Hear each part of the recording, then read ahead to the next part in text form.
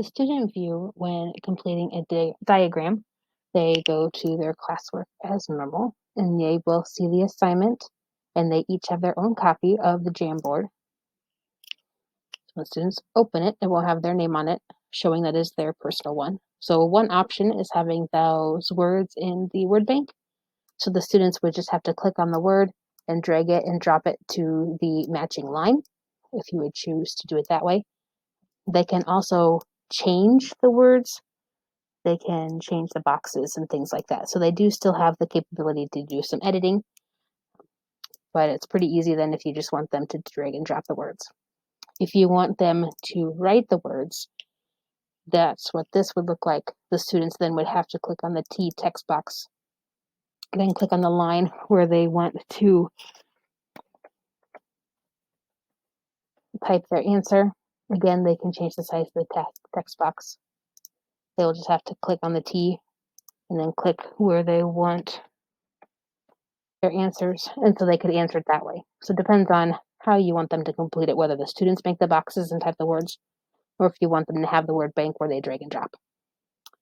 And maybe you want a differentiation for the students. So some students might receive the Jamboard with the word bank drag and drop if they need accommodations, and other students might be assigned this kind.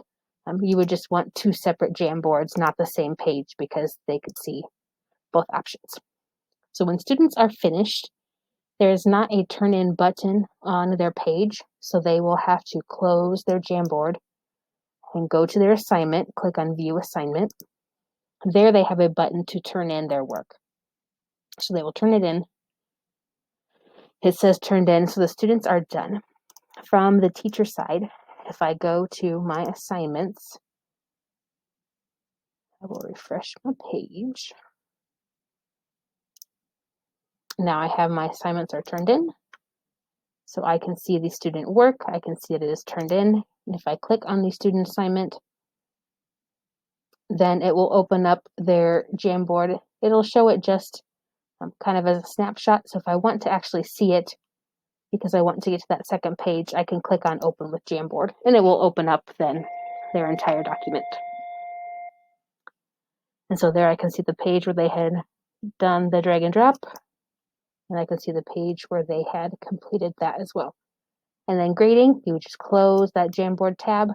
I can put on my scores on the side, add any comments that I need. Also, when you're in the assignment, if you want to add work or notes yourself, you can use the post-it note, sticky note, and give feedback. Whatever your feedback would be. Check the spelling. And then I could stick that sticky note wherever I want to. I could change the size. Whatever you have has to stay within the page, so you can see what is on the Jamboard page shows, but what is not won't. But you can add feedback that way then by using sticky notes. And you can also circle things if you would like to. Just have to change the order to make it not cover the other work. But that is how you can provide some feedback. But also you can provide feedback in the assignment as you grade as well. So that is what the student view and how you can grade then in a